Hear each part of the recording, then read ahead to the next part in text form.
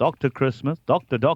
Christmas, the naked scientist. Chris, a very good morning to you, sir. Morning, Keno. How have you been? I'm not even going to ask you what you've been up to because I would imagine half of that's got to do with coronavirus again. Now, there's a funny thing. Interesting week this week, isn't it? Because last week or so we were talking about AstraZeneca's vaccine and there was a bit of speculation about whether, because there are other vaccines that work in a very similar way, they're based around modified cold viruses that are the Trojan horse that brings the message about coronavirus into the body, would they suffer the same sort of possible consequence and side effect profile that we're seeing with AstraZeneca's vaccine? Answer: it appears that that is the case. Johnson & Johnson's vaccine rollout has been suspended temporarily in America after a very small number of young women have been diagnosed with the same sort of brain clots that we were seeing with AstraZeneca's vaccine.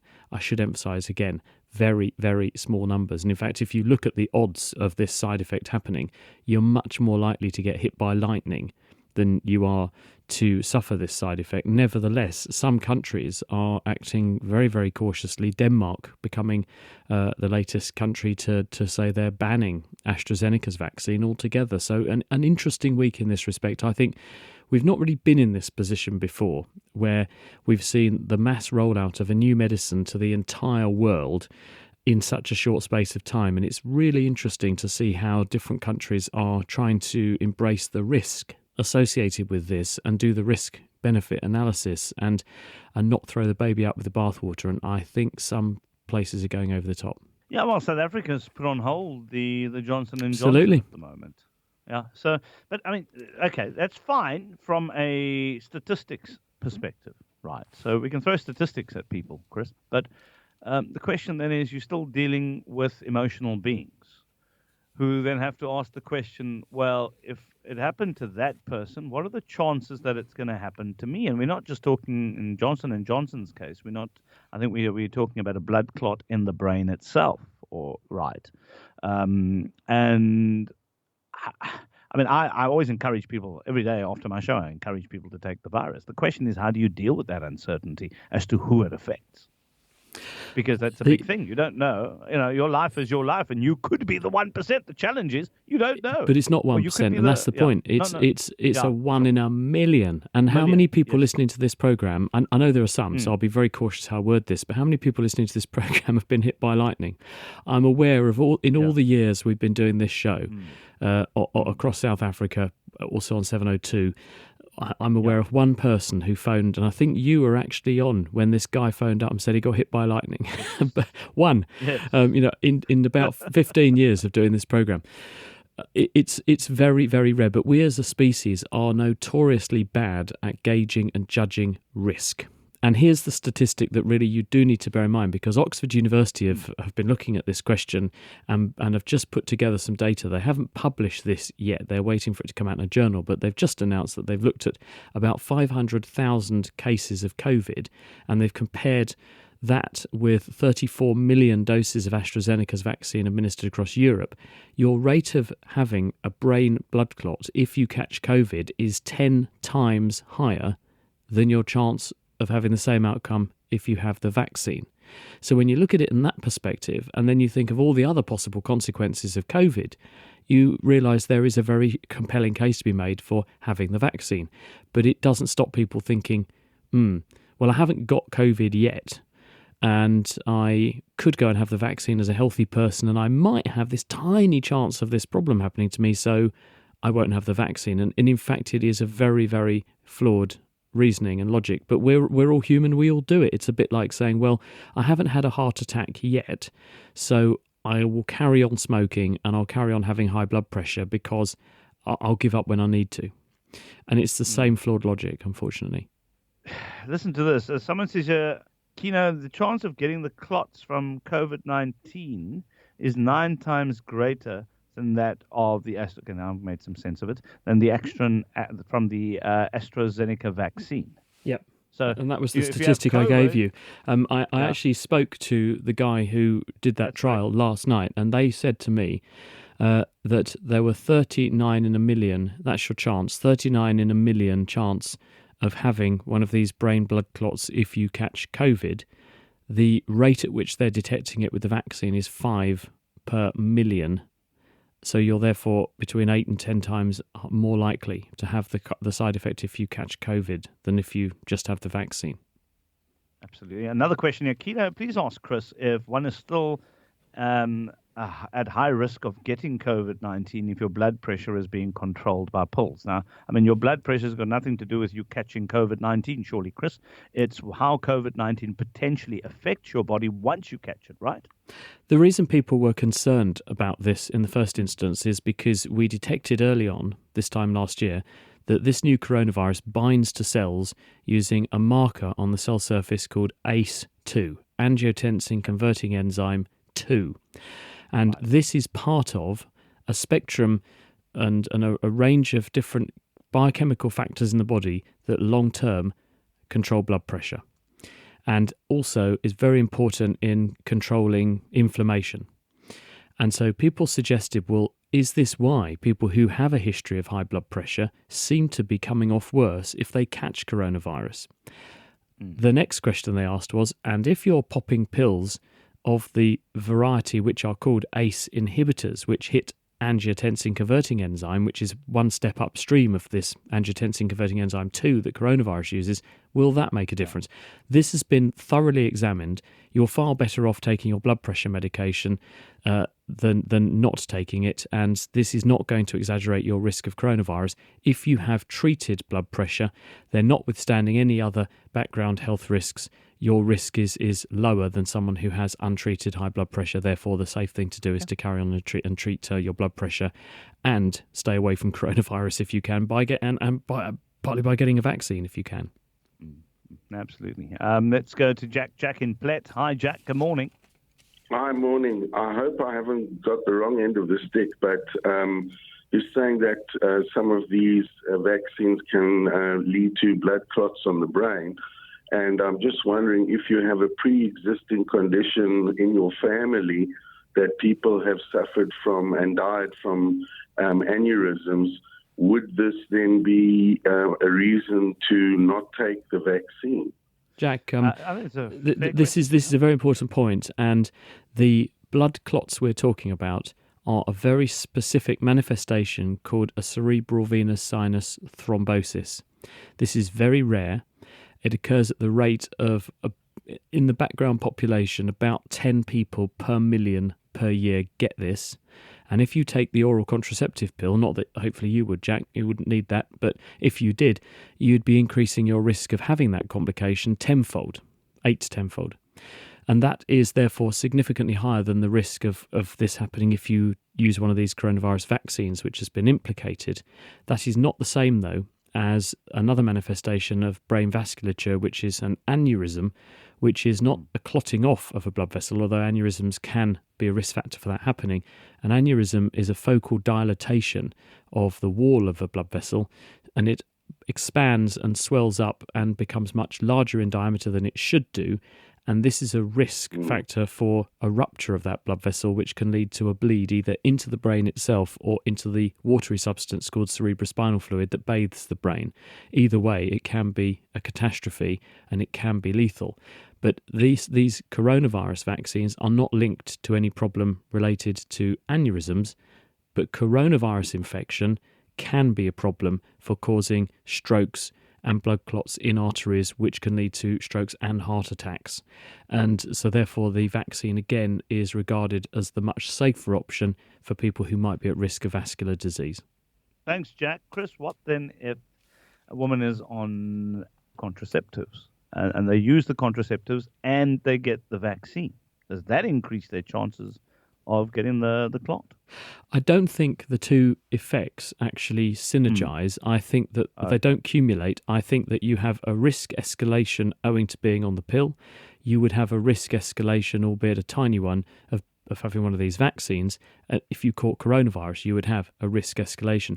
It's not like it's accumulator, like winning the football pools or something, where the more times you win, the bigger the winnings. I don't think it accumulates in that way, but I'm not sure. I don't think anyone knows at the moment because we don't have the data yet to know that for sure. But my intuition is that is not going to be the case. But you never say never in medicine. So let's see what the data ultimately suggest on that front. You are taking your calls for Dr. Chris Smith, the Naked Scientist. And we've got a question here on WhatsApp. Let's take a listen to that. Morning, Dr. Chris. Kenny here. I just want to find out. I've got a nose bleeding problem, and I don't really understand what happens because most of the time it will happen after I've been in the sun. If I stand in the sun maybe for 20, 30 minutes, it might happen a little later after, or it might happen at night when I'm about to sleep or when I'm sleeping. My nose will itch, and thereafter I'll start bleeding. So I don't really understand what goes on. If you could help me with that. Thank you. Hi, Kenny. Yeah. The answer to this one, the posh word for nosebleeds is epistaxis. And some people are more prone to nosebleeds. The nose has a very rich blood supply. This is so that you can warm the air that you breathe in and make it moist so that then it doesn't dry out your lungs. The problem with that rich blood supply is the blood vessels are very close to the surface of the nose lining and they're easily traumatized. And infection can do this. If you have kiddies who come to the doctor and the parent says this child keeps on having nosebleeds, the first thing you do is you ask them what hand they write with, and then you look at the index finger of that hand, because the picking finger is often the culprit in those cases. I'm not saying you pick your nose, Kenny, but trauma is where I'm going with that. Knocking the nose, rubbing the nose, blowing the nose, or infections like viruses that cause trauma. Those are common causes. Some people, though, have other reasons why their blood might not clot as well, and those individuals can also be at risk of recurrent nosebleeds.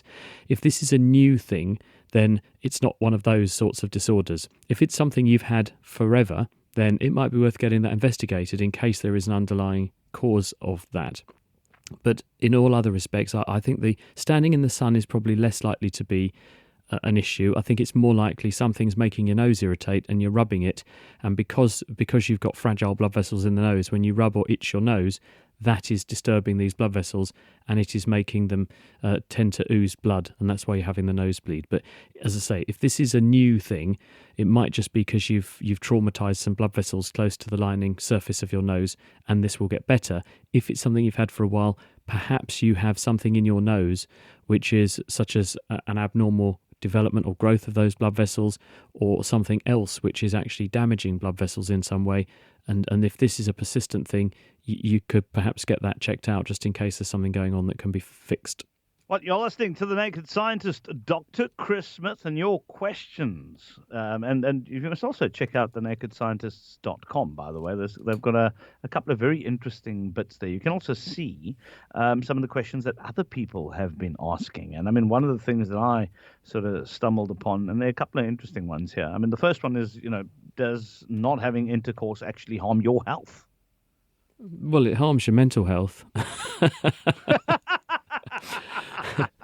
Yeah, it depends, doesn't it? If it's a choice, if it's something you choose not to do, then that's absolutely fine. But if it's something which is being forced upon you because of circumstances, then that will, of course, lead to people feeling quite frustrated, maybe depressed, maybe stressed, and we know that chronic stress is not good for you. So, yes, it could harm your health.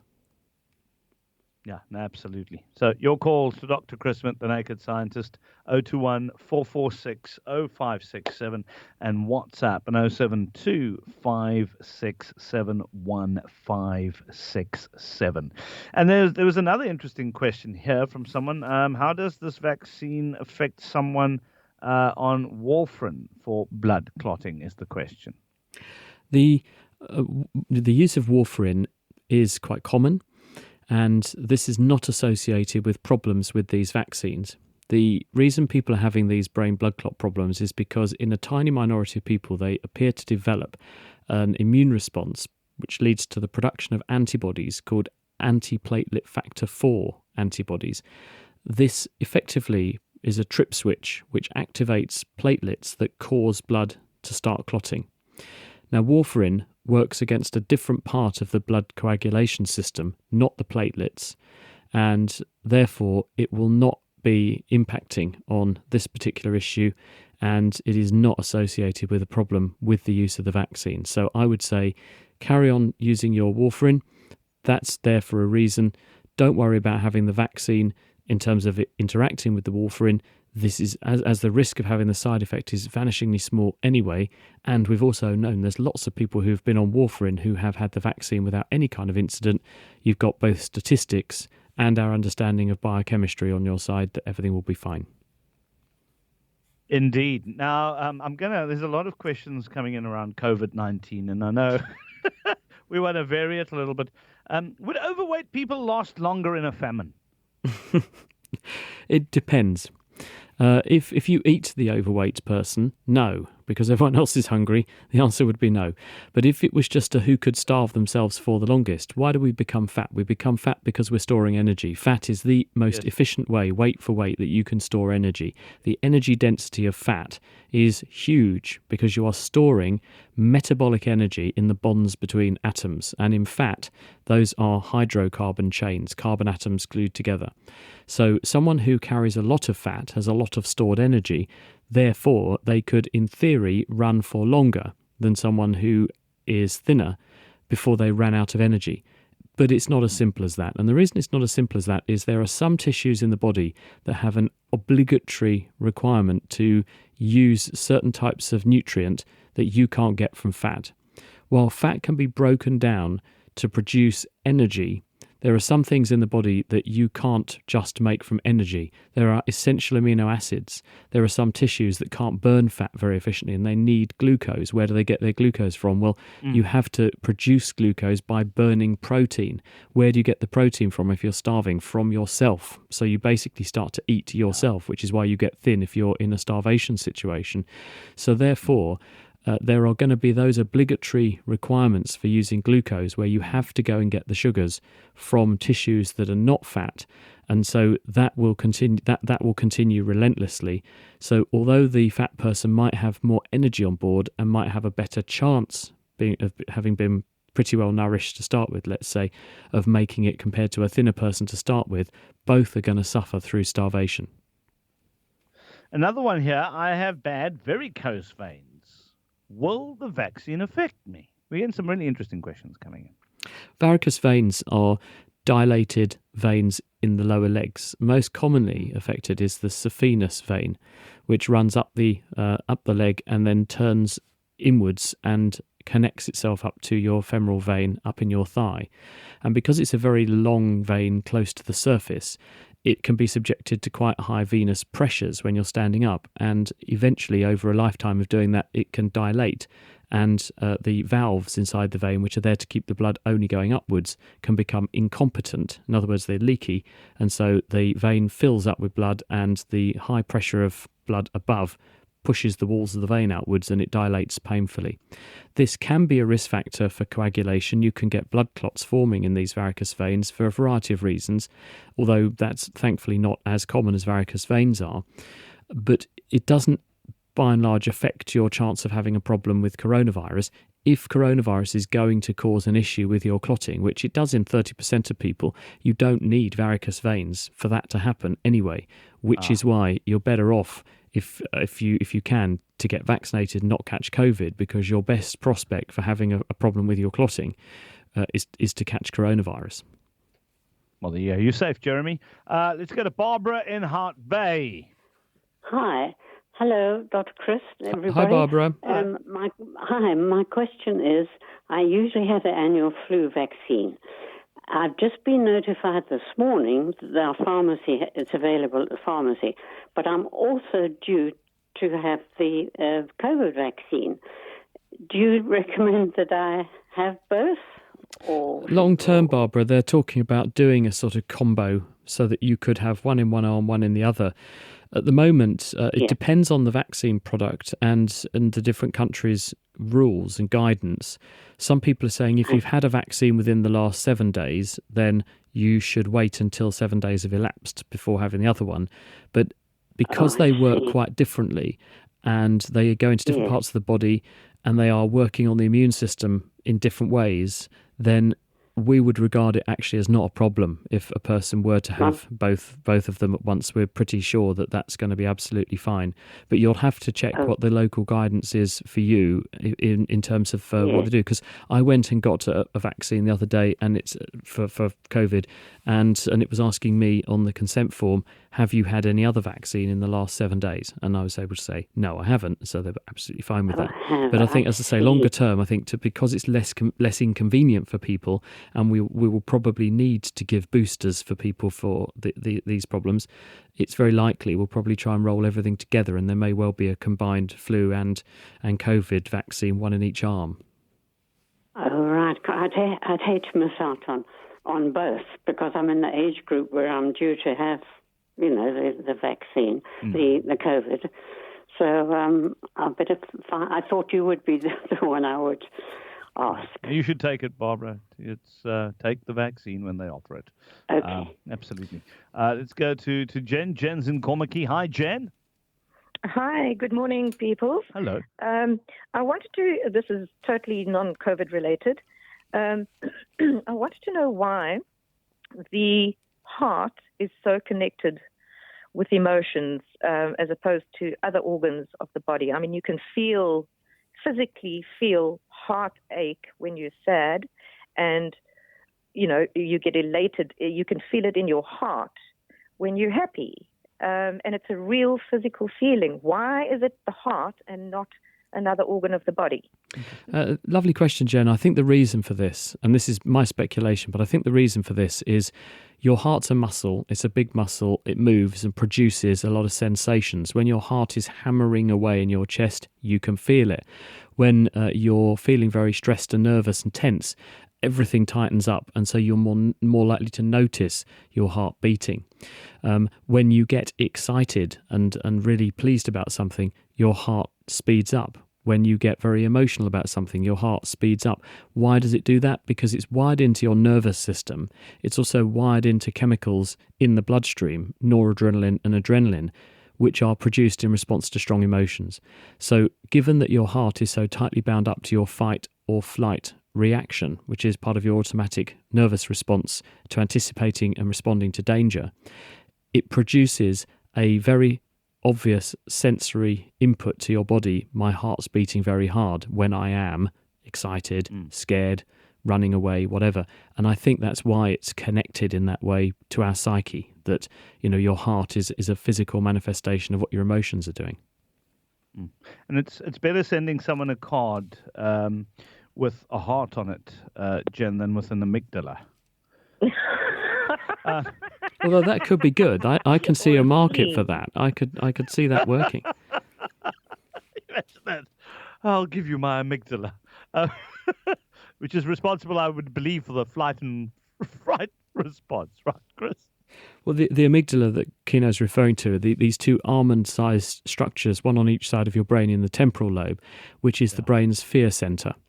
And when you have fear, when you have irrational emotional reactions to things like you have phobias, we think the amygdala is kicking in and is then telling other parts of the brain to put in place the responses, which include a surge of adrenaline, a surge in heart rate, increased respiration, all those sort of fear responses. But the amygdala is the brain site where the messages are integrated and then the action is taken. Yeah. I still stick with the heart. I still stick with the heart, Jen. I think sending someone a photograph of two almond-shaped little things might send the wrong message.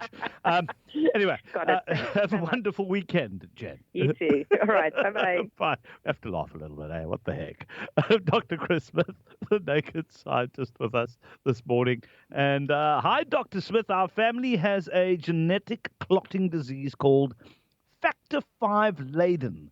Yep. I hope. Yep. So would the vaccine affect us? Factor V Leiden is reasonably common, and it used to be called the Dahlback factor, and it is an abnormality in one of the elements of the clotting system, factor V, which affects a person's ability to clot their blood normally.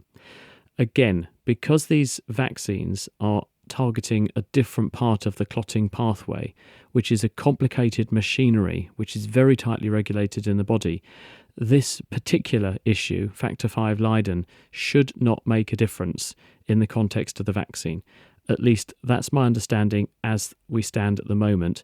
As I've said many times, you can never say never in medicine, so I'm going to keep my eye on this to see as more data emerges. This is such a new thing that we've found here that it's very difficult to know exactly where we stand, but my instinct is that there will not be a problem.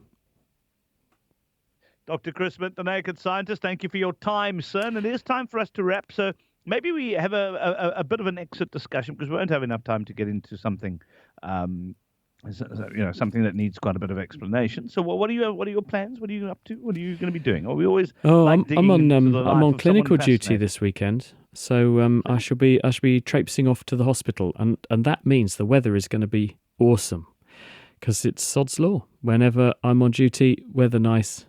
And I'm not at home to enjoy it. But there we are. How about yourself?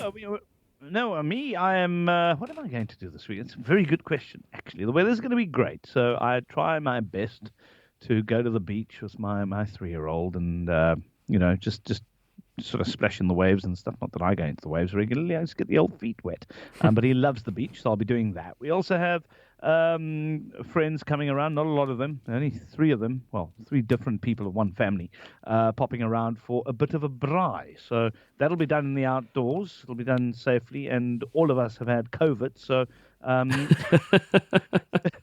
that doesn't mean anything anymore. I mean, look at what's going on in Brazil.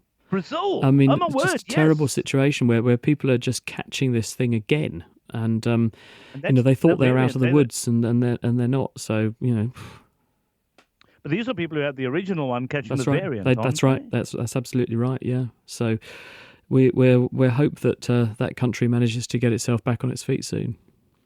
It doesn't help them that they had a blinking idiot as a president. Well, they still have the same. They still have the blinking idiot. They still as a have president. Someone who seems to be completely insouciant about what's going on. I don't know. I just don't understand it. The bottom end of the gene pool is not a lonely place, and he seems to be floating around there as well. But Chris, thank you very much for your time. I trust you're going to have a wonderful weekend. I know you're going to be on duty. At least the good people in England can thank you for the weather. So, enjoy your braai. Certainly will. Chris Smith, the naked scientist, back next week.